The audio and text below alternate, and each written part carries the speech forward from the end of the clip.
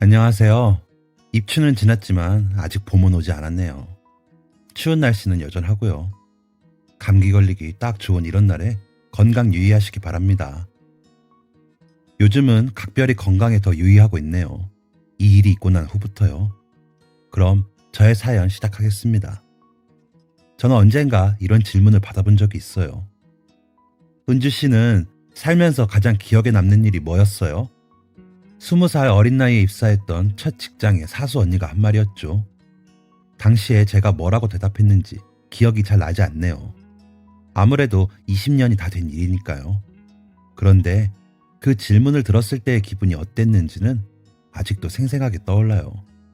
당황스러움, 그게 제가 느낀 감정이었어요. 보통의 20살 친구들은 어떨지 모르겠지만 저는 그때까지 무언가 기억에 남을 만한 일을 겪어본 적이 없었어요. 일례로 저는 제 아버지의 얼굴을 기억하지 못해요.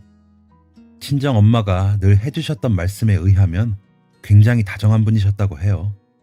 옛날 분 치고 굉장히 깨어있는 분이셨고, 그래서 엄마는 신혼 때의 기억을 떠올리면 다시 새색시가 된 것 마냥 행복하기만 하시다고 그렇게 말씀하셨었죠. 친정 엄마의 말버릇은 네 아버지가 널 보셨다면 참 예뻐하셨을 거야 였어요. 그 말을 들을 때마다 저는 아버지의 얼굴을 상상해요. 만약 딸이 태어나던 그 순간을 보셨다면 어떤 표정을 지으셨을까? 학교에 입학하고 일자리도 구하고 시집을 가는 제 모습을 보셨다면 무엇라 말씀해 주셨을까? 늘 상상하죠. 하지만 슬프게도 아버지는 제가 첫 울음을 터뜨리는 것조차 보지 못하셨어요. 제가 엄마 뱃속에 있었을 때 아주 큰 사고를 당하셨거든요. 저희 아버지는 아파트 건설 현장에서 일을 하셨대요. 당시 서울의 아파트 붐이 일어나면서 아버지는 눈코 뜰 새도 없이 바빠지셨다고 해요. 함께 저녁조차 먹을 수 없을 정도로 바쁜 날이 많았지만 그래도 곧 태어날 딸을 생각하며 열심히 일을 하셨다고 하더라고요. 엄마도 점점 불러오는 배를 보며 설렘에 부푸셨고 매일 아버지의 퇴근을 기다리며 베넷 저고리를 만드셨다고 해요. 그러다가 아버지가 집에 돌아오시면 꼭 같이 오순도순 대화를 나누다가 잠이 드셨대요. 그런데 그날 딱 하루 엄마는 왜인지 모르게 무거운 눈꺼풀을 견딜 수 없으셨다고 해요. 시계를 보니 곧 아버지가 돌아오실 때라 밀려오는 잠을 참아보려 애썼지만 결국 까무룩 잠에 빠지시고 마셨나 봐요. 그리고 엄마가 잠에서 깨어나셨을 때 집안에는 이상한 정막만이 감돌고 있었대요. 이미 어스름한 새벽, 해가 떠오를 시간이었지만 아버지가 집에 다녀가신 흔적조차 보이지 않았죠. 놀란 어머니는 곧장 아버지가 일을 하시던 건설 회사에 전화를 거셨대요. 연것과도 같은 시간 동안 신호음이 들렸고 그렇게 어머니는 사랑하는 남편의 사고 소식을 듣게 되셨어요.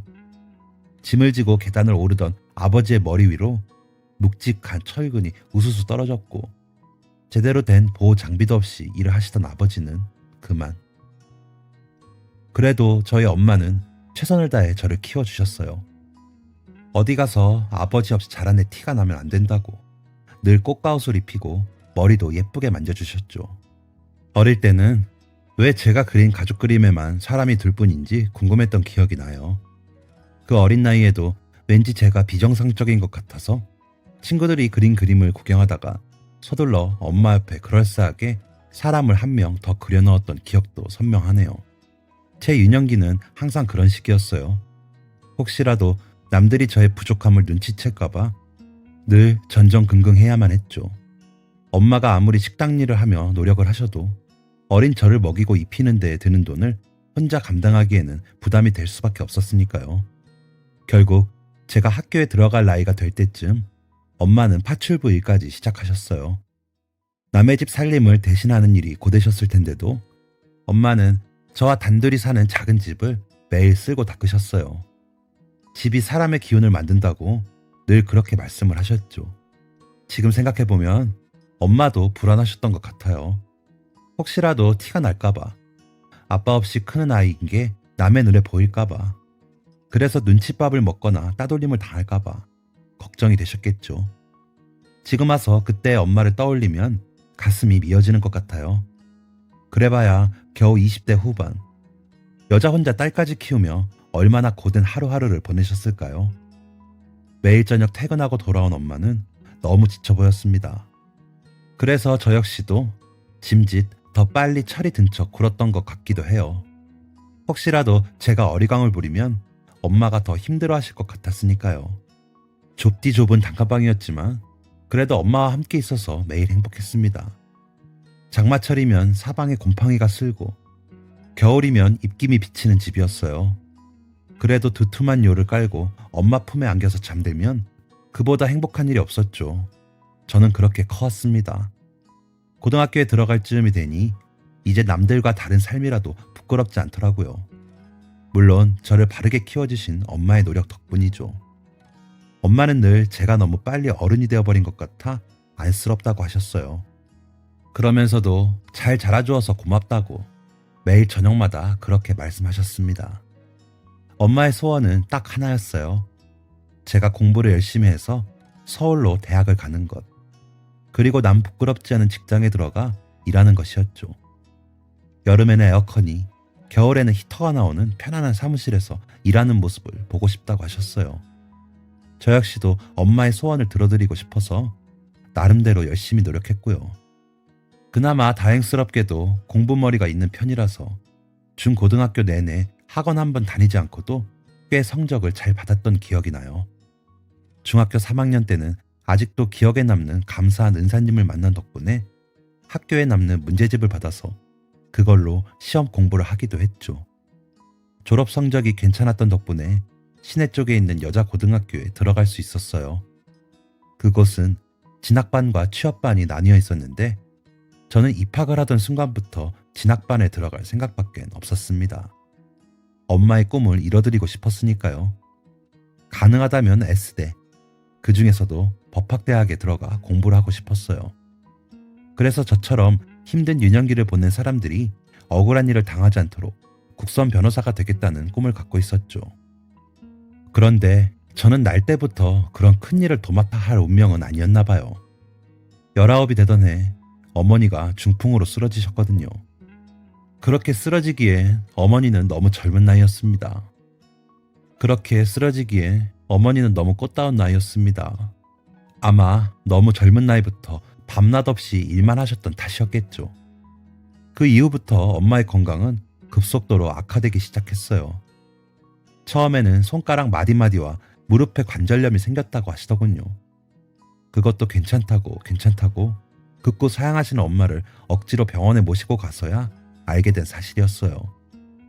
의사 선생님이 말씀하시길 이 정도로 염증이 심한 상태면 움직일 때마다 고통스러우셨을 텐데 아유 어떻게 버티셨어요? 그러더라고요. 아직도 그날의 기억이 생생해요. 저는 어린 티를 숨기기 위해 교복 대신 후줄근한 추리닝을 걸치고 있었고 엄마는 일을 갈 때마다 입으셨던 일복에 얇은 점퍼만 하나 입은 상태였죠.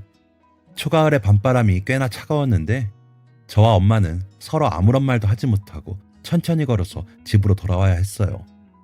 그리고 그날 저는 결심했습니다. 진학반 대신 취업반에 들어가야겠다고 말이에요.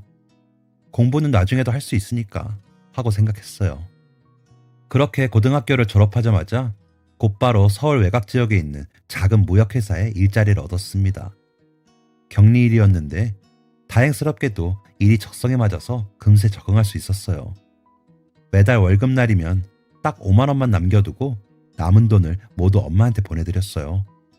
처음에는 한사코 거절하셨지만 제가 갖고 있으면 다 써버릴까봐 그래요. 엄마가 보관 좀 해주세요.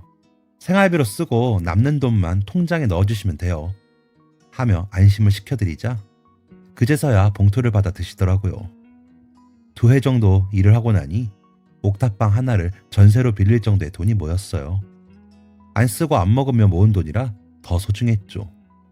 그 주 일요일에 저는 곧바로 고향에 내려가 엄마를 모시고 왔어요. 난생 처음 서울 구경을 하게 된 엄마는 마치 소녀처럼 기뻐하셨습니다. 왜 진작 모셔오지 못했을까? 그런 후회가 밀려들었어요. 서울에서는 더 좋은 병원에서 더 좋은 의사 선생님에게 치료를 받을 수 있을 거라는 기대도 생겼고요. 엄마는 아픈 무릎도 잠시 잊은 듯 영화 구경이며 맛있는 음식이며 하루 종일 재밌게 보내셨어요. 월요일부터 토요일까지 쉴 틈 없이 일을 했던 터라 피곤했지만 아무래도 상관없었어요. 이제야 제가 엄마께 효도를 할 수 있게 되었다고 생각하니 그 무엇도 힘들게 느껴지지 않았거든요. 저녁이 되고 엄마를 모시고 새 집으로 향했습니다. 그리고 그제서야 깨달았어요. 거동마저 불편한 엄마께 제가 사는 옥탑방은 너무나 버거운 거처일 수밖에 없다는 걸요. 저는 엄마를 부축해서 4층 높이에 있는 옥탑까지 모시고 들어갔어요. 제가 눈치를 보고 있다는 게 느껴졌는지 엄마는 연신 괜찮다고 말씀하셨습니다. 어차피 자주 외출하지 않으니 상관없다고. 예전에 살던 반지하 단칸방보다 햇살이 잘 들어와서 오히려 마음에 든다고 하셨어요. 아무튼 그렇게 엄마와 저는 다시 함께 지내게 되었어요. 그때를 떠올리면 참 행복했던 것 같아요. 많지는 않았지만 엄마와 살기에 부족하진 않을 만큼 돈을 벌었으니까요. 남들 다 한다는 저축 같은 건 꿈도 꿀 수 없는 액수였지만 아무래도 괜찮았어요. 당장 하루하루 엄마와 지내는 날들이 너무나 행복했거든요. 그렇게 시간은 흘렀고 어느새 갓 20살이 되어 상경했던 저는 30을 바라보는 나이가 되었습니다. 당시 저는 10년째 같은 회사에 근속하고 있었어요. 처음에는 말단 격리직이었지만 그 즈음에는 직급도 2계단이나 올라 나름대로 뿌듯한 마음도 있었어요. 물론 월급은 여전히 넉넉지 못했지만 그래도 제 능력을 인정받았다는 사실은 달라지지 않으니까요. 게다가 당시에 저는 제 또래와는 조금 다른 생각을 가지고 살고 있었어요. 보통의 20대 처녀 총각들은 사랑하는 사람을 만나기도 하고 그러다가 그 사람과 가정을 꾸리고 아이를 낳고 그렇게 인생의 동반자로서 함께 살아갈 생각을 하곤 하잖아요. 하지만 저에게는 그럴 여유가 없었어요. 달마다 한 번은 꼭 엄마를 모시고 병원에 가야 했으니까요. 그 무렵 엄마의 지병은 점점 악화되어 저는 출근을 하기 위해 집을 비우는 것조차 두려웠어요.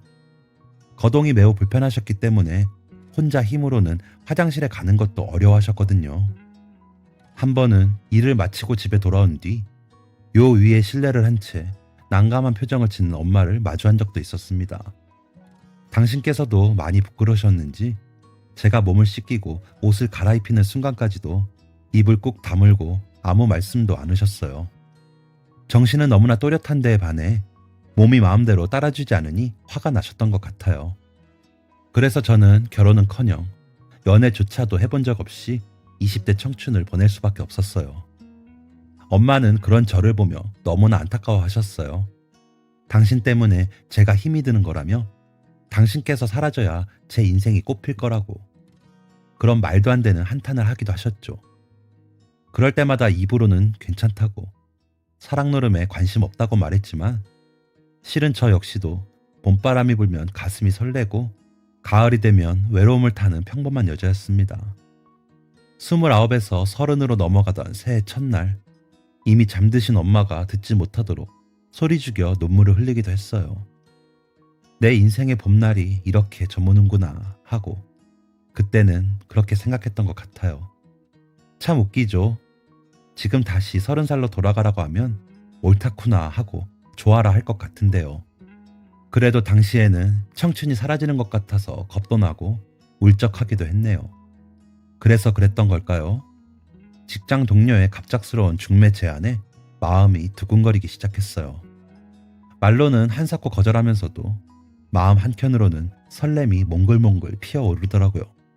결국 눈 딱 감고 한 번만 만나봐. 밥만 먹고 오는 건데 뭐가 어려워? 하는 동료의 말에 그 주말로 약속을 잡게 되었어요. 첫 만남을 앞두고 저는 너무나 겁이 나기 시작했습니다. 저 같은 처지에 남자를 만난다는 것 자체가 불가능한 일이라고 생각했으니까요. 홀어머니를 모시고 옥탑방에 살고 있는 30살 노처녀.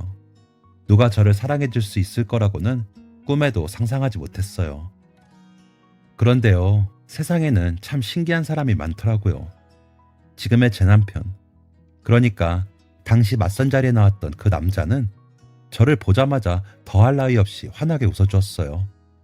서글서글하고 사람 좋아 보이는 그 미소에 저 역시도 마음을 빼앗겨버리고 말았죠. 그쯤 되니 오히려 제 처지를 숨기는 게 더 큰 죄인 양 느껴지더군요. 그래서 처음 만난 날 저는 그 남자에게 제 가정사를 전부 털어놓았습니다. 제가 태어나기도 전에 세상을 떠난 아버지, 중풍에 걸려 홀로는 일어서지도 못하는 어머니, 그리고 홀어머니를 돌보며 보잘것없는 옥탑방에서 살고 있는 저까지. 그 남자는 제 고백을 담담하게 들어주었어요. 그리고 제 말이 끝나자마자 이렇게 말했습니다. 저는 사랑의 조건이 필요하다고 생각하지 않아요. 은주 씨, 저는 은주 씨와 한번 만나보고 싶습니다. 그래서 제가 어떻게 대답을 했냐고요? 사실은 단칼에 거절을 하고 자리에서 일어서 버렸어요. 더 대화를 나눴다가는 이 사람에게 미련을 갖게 될 것 같아 무서웠거든요. 그런데요, 운명이라는 건 일개의 인간이 아무리 밀어낸들 밀어내지는 게 아닌 것 같더라고요. 남편은 꾸준히 저에게 연락을 해왔고 가끔은 퇴근 시간에 맞춰 회사 앞으로 데리러 오기도 했습니다. 어머니와 나눠 먹으라며 딸기에 사과에 온갖 과일들을 가져다 주었고요. 결국 하루는 너무나 속상한 마음에 버럭 소리를 지르고야 말았어요. 나 역시도 당신이 싫어서 이러는 게 아니다. 애써 마음을 참고 있는데 자꾸 이러면 어쩌자는 거냐 하고 말해요. 저도 모르게 눈물이 뺨을 타고 마구 흘러내리더라고요. 남편은 안타까운 얼굴로 서로 좋으면 만나면 되잖아요. 어머니가 편찮으시니 함께 모실 사람 있으면 더 좋은 거 아니겠어요? 하고 저를 달랬죠. 저는 여태 병원비로 쓰느라 모아둔 돈도 없고 만난다고 해도 결혼할 형편도 안 돼요. 라며 다시금 그 사람을 밀어내려 했지만 결국 그 사람의 정성에 반해서 연애를 시작하게 되었어요. 30이 다 되어서야 시작한 제 인생의 첫사랑이었죠. 그리고 만난 지 1년여가 흘렀을 즈음 저희는 부부의 연을 맺게 되었습니다. 결혼까지 모든 일이 순탄하게만 흘러갔던 건 아니에요. 형편이 넉넉지 않은 만큼 식을 올리지 말까 고민한 적도 있었죠. 그저 간단하게 사진만 남기는 건 어떨까 싶어 괜찮은 사진관을 수소문해보기도 했어요. 그런데 정말 생각지도 못했던 분께 도움을 받게 되었어요. 바로 저의 시어머니였죠. 실은 시댁에 처음으로 인사를 드리러 갔던 날 저는 부끄러운 줄도 모르고 소리를 내서 엉엉 울 수밖에 없었어요. 시어머니가 하신 말씀 때문이었죠. 그날 저는 결혼 허락을 받지 못할 것이라고 거의 확신을 하고 시댁에 방문했어요. 남편 역시도 홀어머니를 모시고 있긴 했지만 그래도 저와는 달리 성인이 된 이후에 아버지가 돌아가셔서 가족 간의 추억은 많다고 했죠. 평소 그이의 모습을 보면 부유하진 않아도 여유가 있다는 게 느껴졌기 때문에 저는 잔뜩 긴장을 한 채 시어머니를 뵈러 갔었어요. 제 얼굴을 보자마자 미심쩍어 하실 줄 알았던 제 기호와는 달리 어머님은 문을 열고 들어선 저를 품에 꼭 끌어안아 주셨어요. 현관에 서서 신발도 채 벗지 못한 채 저는 그렇게 어머님께 꼭 안겨 있었습니다. 기분이 얼떨떨했죠. 누군가에게 이렇게 따뜻한 포옹을 받으리라고는 기대조차 하지 못했으니까요. 어머님은 제 등을 부드럽게 쓸어내리며 아주 밝은 목소리로 말씀하셨어요. 얘기 정말 많이 들었다.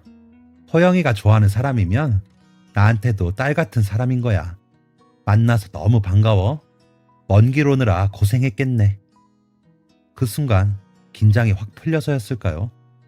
아니면 어머님의 음성이 너무 따스해서였을까요? 저도 모르게 왈칵 울음이 터지더라고요. 엄마의 사랑은 넉넉히 받으며 커왔다고 생각했는데 그래서 하나도 외롭지 않았다고 생각했는데 실은 아니었나 봐요. 나이 30을 먹고 저는 그렇게 어머님의 품에 안겨서 엉엉 울었어요. 그렇게 한바탕 울음으로 시작한 첫 인사는 정말 즐겁고 화기애애한 분위기 속에서 진행됐습니다. 어머님은 미리 제 식성이며 취향 같은 걸 알아두셨는지 제가 좋아하는 반찬들을 잔뜩 만들어 두셨어요. 매운 걸 잘 먹지 못하는 저를 위해서 찌개는 일부러 2종류를 끓이셨을 정도였으니 말 다 했죠. 어머님은 꼭 딸이 하나 있었으면 좋겠다고 생각해 오셨다고 했어요. 그러면서 당신께서는 아들만 키워온 터라 의도치 않게 서운한 일이 생길 수 있다고, 그럴 때면 절대 참지 말고 꼭 말을 해달라고 하셨습니다. 그러면서 저에게 통장 하나를 내미시는데 그 안에는 무려 거금 3천만 원이 들어있었어요. 남들 다 하는 거 우리 은주도 해야지. 돈 걱정은 하지 말고 더 필요한 게 있으면 꼭 말해줘. 알겠지? 그날 저는 아버지 없이 지내온 지난 제 인생에 대해 아주 큰 보상을 받는 듯한 기분이었어요. 다정한 친정엄마, 그리고 친엄마 못지않게 저를 예뻐라 해주시는 시어머니까지. 아버지를 일찍 데려갔다고 하늘을 원망했던 날들이 많았는데 이렇게 소중한 인연을 선물해 주려고 그런 건가 싶더라고요. 식사가 끝나고 설거지를 하려 하자 어머님은 짐짓 엄한 목소리로 말씀하셨어요. 오늘까지는 손님이니 이런 건 내가 하마. 어서 고무장갑 이리 내렴. 그 말에 저 역시 웃으며 고무장갑을 건네드렸죠. 하지만요, 어머님은 그 이후로도 제 손에 물이라도 묻을까 늘 노심초사하셨어요. 다른 친구들 이야기를 들어보면 시댁은 마냥 무섭고 불편한 곳인 것 같은데 내가 무슨 복이 있어 이렇게 따뜻한 분을 어머님으로 만나게 되었나 싶더라고요. 어머님께서 제게 사랑을 주신 만큼 저도 더욱 잘해드리고 싶다는 마음이 생겼어요. 저희 부부는 어머님께서 혼자 지내고 계시던 아파트 바로 옆 호수에 신혼집을 꾸렸습니다. 집은 100% 남편이 모아둔 돈으로 구했고요. 말하기 부끄럽지만 저는 사실 그럴싸한 혼수품도 들여가지 못했어요. 그래도 저를 무시하거나 탓하는 사람은 아무도 없었습니다. 오히려 남편은 선뜻 장모님을 모시고 싶다고 말해주기도 했어요. 그 덕분에 친정 엄마도 생애 처음으로 엘리베이터가 있는 집에서 지내실 수가 있게 되었죠. 병원에 모시고 가는 것도 훨씬 수월해졌고 무엇보다 집이 북적여서 좋더라고요. 제게 늘 집은 고요한 공간이었거든요. 그런데 어머니 두 분에 저희 부부까지 내 식구가 모이니 놀랍게도 웃음이 그치질 않았어요. 게다가 결혼 직후 찾아온 귀여운 딸아이까지. 저는 임신 기간 내내 두 엄마의 사랑을 듬뿍 받으며 태교에만 집중할 수 있었어요. 두 분께서도 사돈이 아닌 막역한 친구처럼 정을 나누셨고 저희 부부도 부족함 없이 행복하게 지낼 수 있었죠. 아이가 태어난 뒤에는 거의 5 식구가 한 집에 살다시피 했어요. 따뜻한 집과 사랑하는 가족들, 그리고 저와 남편을 반씩 빼닮은 아이까지. 그렇게 저는 인생 처음으로 안정감과 행복을 느끼며 지내고 있었어요. 그런데 불행은 늘 예상치 못할 때 찾아온다는 말이 있잖아요. 꼭 그 말처럼 너무나 친정엄마가 갑작스럽게 세상을 떠나셨어요. 제가 결혼을 한 지 꼭 3년 만에요. 가벼운 기침으로 시작된 감기가 본래 앓고 계시던 지병과 겹치며 합병증을 유발한 탓이었어요. 엄마는 급성 폐렴 진단을 받고 딱 사흘 만에 눈을 감으셨어요. 염증이 온몸에 퍼져 폐혈증 증세까지 보이시다가 그렇게 제 곁을 영영 떠나가셨습니다. 그때는 눈물조차 나지 않더라고요. 그냥 이제 나는 정말 혈혈단신이구나 라는 생각만 가득했던 것 같아요. 물론 제게는 남편과 어머님이 있었지만 그래도 친정엄마의 빈자리는 너무나 컸어요. 가슴 한가운데 큰 구멍이 난 것처럼 마음이 허했습니다. 아마 남들이 봤을 때는 머리 빠진 사람으로 보였을 거예요. 장례를 치르고 납골당에 엄마를 모시고 난 뒤 한 달이 넘게 정신을 차리지 못하고 지냈네요. 그때까지 한 번도 빠진 적 없던 회사에도 일주일씩이나 휴가를 냈고 쉬는 기간 동안 꼬박 알아 누웠어요. 갓 말을 뗀 딸아이는 시어머님 댁에 맡겨두고 정말 미친 사람처럼 밥도 먹지 못하고 잠도 자지 못하며 지냈네요. 차라리 울었으면 속이라도 편했을 텐데 눈물조차 나지 않으니 저 역시도 답답한 마음이 들었습니다. 그날도 남편이 출근하고 난 뒤 텅 빈 집에 홀로 남아 있었어요. 엄마를 모셨던 방에 들어가니 아직도 엄마의 냄새가 남아있더라고요. 진한 화장품 냄새도 아니고 향긋한 향수 냄새도 아니지만 그냥 엄마 냄새라는 게 있었습니다. 떠올리는 것만으로도 위로가 되는 냄새, 늘 사랑으로 감싸 안아줄 것만 같은 냄새. 저는 그대로 엄마가 덮으셨던 이불을 끌어안고 울음을 터뜨렸어요. 참 이상한 게 장례식장에서 사람들에게 둘러싸여 있을 때는 좀처럼 나오지도 않던 눈물이 혼자 남게 되니 걷잡을 수 없이 흐르더라고요. 엄마, 엄마. 입으로 되뇌며 거의 비명처럼 악을 썼습니다. 그리움이 사무친다는 게 이런 느낌이구나 하고 알게 되었어요. 좀 더 잘해드릴 걸, 좀 더 맛난 음식을 해드릴 걸 하고 죄송스러운 마음에 연신 흐느끼던 그때였어요. 누군가 제 어깨를 감싸 안았습니다. 따뜻한 품에서 온기가 전해져 왔어요. 고개를 들지 않아도 알 수 있었습니다. 인기척도 없이 다가와 조용히 저를 안아준 그분은 바로 시어머니였어요. 어머님은 아무런 말씀도 하지 않고 그저 가만히 제 등을 토닥여 주셨습니다. 그 손길이 제게는 꼭 괜찮아, 엄마 여기 있어, 또 그치렴 하고 말하는 것 같이 느껴졌어요. 그 이후로 어머님과 저는 정말이지 남편이 질투를 할 정도로 붙어 다니기 시작했어요. 주말이면 단 둘이 영화를 보러 다녀오기도 했고 장을 보러 갈 때도 꼭 어머님과 가곤 했죠. 저는 엄마 엄마 하며 어머님을 편하게 부르게 되었고 어머님 역시 저를 딸하고 불러주셨어요. 어머님은 제가 늦게라도 배움의 길을 가길 바라셨는데요. 덕분에 저는 딸아이를 키우면서도 인터넷으로 대학 강의를 들을 수 있었어요. 정식 학위가 나오는 과정이었기 때문에 아이가 유치원에 들어갈 무렵에는 평생 그토록 갖고 싶었던 학위증도 받을 수 있었죠. 어머님은 이 모든 과정 동안 제가 조금이라도 피곤할까 늘 노심초사하셨어요. 제가 시험 성적이 좋지 않아 시무룩해져 있으면 다 괜찮다며 엄마가 언제까지든 학비를 내줄 테니 걱정 말고 공부하라고 저를 달래주셨죠. 평생토록 다 갚지 못할 은혜를 너무 많이 받은 것 같았어요. 저 역시도 나름대로 효도를 한다고 노력해봤지만 어머님께서 제게 주신 것에 비해서는 턱없이 부족한 것처럼 느껴졌죠. 그렇게 늘 더 잘해드리고 싶다는 생각을 가지고 있던 무렵 어머님께서 간경화 진단을 받으셨어요. 저희 어머님은요, 술이라고는 입에 대지도 않는 분이세요. 70이 가까운 연세여도 매일 아침 산책을 다니실 정도로 정정하시고요. 그런데 간경화라니 억장이 무너지는 것만 같았어요. 무슨 일이 있어도 어머님을 꼭 다시 건강하게 만들어드리고 싶었죠. 친정 엄마를 보냈던 그때처럼 그렇게 허망하게 놓아버릴 수는 없다는 생각이 들었습니다. 3개월에 한 번씩 딸애를 남편에게 맡겨두고 저와 어머님은 대학병원에 갔어요. 갈 때마다 검사를 받고 교수님과 면담을 했죠. 그런 와중에도 너무나 비참했던 건 어머님이 점점 약해지시는 걸 두 눈으로 지켜볼 수밖에 없었던 거예요. 곱디곱던 얼굴이 누런 황달 증상으로 뒤덮였고 언제나 맑고 또렷했던 눈망울도 점점 탁해지기 시작했어요. 그리고 결국 의사 선생님은 저희에게 청천벽력 같은 이야기를 하셨습니다. 장기 이식이 필요하다고 말이에요. 새 간이 없이는 반년 정도가 최대라며 그나마도 병원에 입원한 채 지내야 한다고 하더군요. 그 말을 듣는 순간 눈앞이 캄캄해졌어요.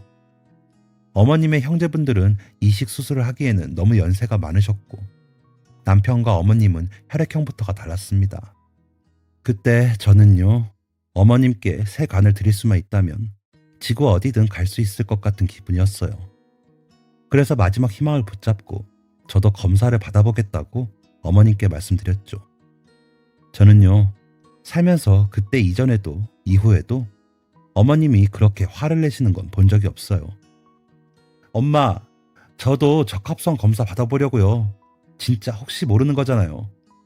제가 말하자마자 어머님은 저를 확 밀치며 역정을 내셨어요. 그런 소리 다시는 하지도 마. 내가 딸 간을 받아서 더 살면 뭐하니? 네 건강 해쳐가며 더 살면 뭐해? 됐다. 그럴 생각도 말아라. 그 몇 달 새 너무 어머님이 야인 바람에 그렇게 세게 저를 밀치셨는데도 하나도 아프지 않았어요. 어머님이 약해지고 있다는 사실에 가슴이 미어졌어요. 저는 부디 제 간이라도 드릴 수 있기를 간절하게 바랐습니다. 그리고 너무나 감사하게도 저와 어머님 사이의 적합도가 매우 높고 안정적이라서 제 간을 드릴 수 있다는 이야기를 듣게 됐어요. 이제 남은 일은 어머님을 설득하는 것뿐이었죠. 시간적 여유가 길지도 않았던 터라 하루라도 빨리 허락을 받아야만 했어요. 병실에만 계시는 게 답답할까봐 저는 매일 점심상을 치운 뒤 어머님을 휠체어 위에 모시고 병원 안뜰을 산책했는데요. 그나마 그때 말씀드리는 게 낫겠다 싶었죠. 마침 늦봄이라 날씨가 따뜻해서 화단 곳곳에 꽃이 피어나고 있었어요. 노란 나비도 여기저기 날아다니는 게 참 예뻐 보이더라고요. 엄마, 이제 진짜 봄인가 봐요. 제가 말했어요. 어머님도 고개를 끄덕이시며 그러게 날이 많이 따뜻해졌네 하셨죠. 우리 내년 봄에는 호영 씨랑 셋이 제주도라도 다녀올까요? 엄마 유채꽃 보는 거 좋아하시잖아요. 제 질문에 어머님의 얼굴에는 잠시 근심이 드리워졌어요. 점점 마음이 조급해졌습니다. 저는 재빨리 덧붙였어요. 그러려면 우리 엄마 건강도 좋아지셔야 하는데, 그쵸? 어머님은 무엇을 직감하기라도 한 듯 휠체어를 미는 제 손 위에 당신 손을 얹으셨어요. 마른 손은 거칠었고 저는 다시 눈물이 왈칵 나올 것 같아 잠시 걸음을 멈춰야 했죠. 어머님이 입을 여셨어요. 아가, 혹시라도 나 때문에 배에 칼 댈 생각은 하지도 마라. 네 가족 생각도 해야지. 네가 건강해야 예지도 예쁘게 키우고 호영이도 평생 행복하게 지내지 않겠냐? 은주야, 난 너만 건강하고 행복하면 된다. 그거 말고 이 늙은이가 뭘 바라겠니? 그렇게 말씀하시는 어머님의 눈가도 어느새 촉촉하게 젖어 있었어요. 저는 천천히 어머님의 앞으로 걸어가 휠체어 앞에 무릎을 굽히고 쪼그려 앉았습니다. 이미 뺨은 눈물로 범벅이 되어 있었고 목소리도 마구 떨려 볼품이 없었죠. 저는 어머님의 마른 손을 꼭 쥐고 입을 열었어요. 엄마가 내 가족이잖아요. 엄마가 없으면 내가 어떻게 행복해요? 네? 제발 나한테 기회라도 주세요. 이렇게 엄마 떠나보내면 나 진짜 죽어버릴지도 몰라. 제발요. 어느새 저는 무릎을 꿇은 채 어머님 앞에서 빌고 있었고 주변에서는 다른 사람들이 웅성대는 소리가 들렸어요. 그래도 하나도 부끄럽거나 창피하지 않았습니다. 그냥 제발 엄마가 허락을 해주셨으면 제 간을 받아주셨으면 했죠. 살면서 뭔가를 그렇게 간절하게 바라본 적이 없었는데 고개를 푹 숙이고 있는데 어머님의 흐느끼는 소리가 들려왔어요. 저희는 그렇게 어느 늦봄의 병원 앞들에서 한참을 울었습니다. 무슨 말도 더 주고받을 수가 없어서 그냥 서로 끌어안은 채 울기만 했어요. 그렇기만 해도 서로 무슨 생각을 하고 있는지 다 알 수 있었으니까요. 시간은 흘러 수술을 받기로 한 날이었어요. 그간 저는 매일매일 운동을 하고 음식도 가려 먹으며 체중 조절도 하고 최대한 좋은 컨디션을 유지하기 위해 노력했어요. 조금이라도 더 좋은 간을 드리고 싶어서 엄마의 건강을 다시 되찾아드리고 싶어서 딸로서 받은 은혜를 조금이나마 갚기 위해 정말 이를 악물고 준비했었죠. 전날부터 금식을 한 터라 기운이 조금 없기는 했지만 그래도 어머님의 얼굴만 생각하면 마냥 행복하기만 했어요. 수술실에 나란히 들어가서 마취를 기다리는데 어머니가 나지막히 제게 말씀하셨습니다. 딸, 엄마가 정말 미안해. 그리고 너무 고마워. 그 이후로는 기억이 없어요. 정신을 차려보니 저는 회복실에 누워 있었고 제 앞에는 남편이 있었습니다. 마취 후 연결했던 호흡기 때문에 목이 따끔거렸지만 도저히 참을 수가 없더라고요. 저는 다급하게 물었습니다. 여보, 엄마는 어떠셔?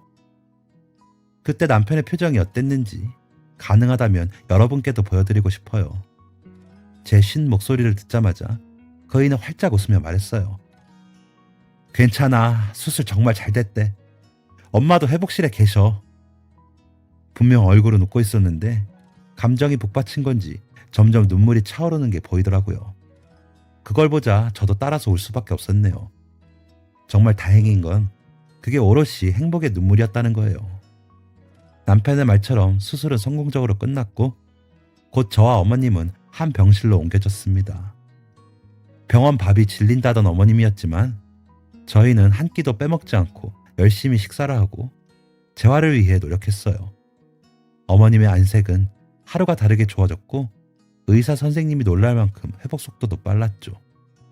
지금은요, 시간이 더 흘러서 벌써 제 딸아이가 초등학교 3학년이 되었네요.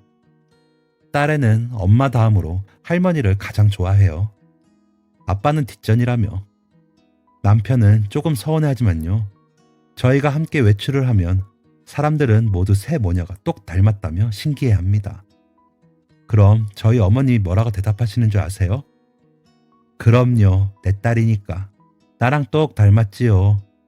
늘 그렇게 말씀하신답니다. 오랜 동안 아팠던 친정 엄마와 많이 쌓지 못한 추억에 늘 마음 한구석이 공허하던 저에게 두 번째 친엄마가 되어주신 내 시어머니.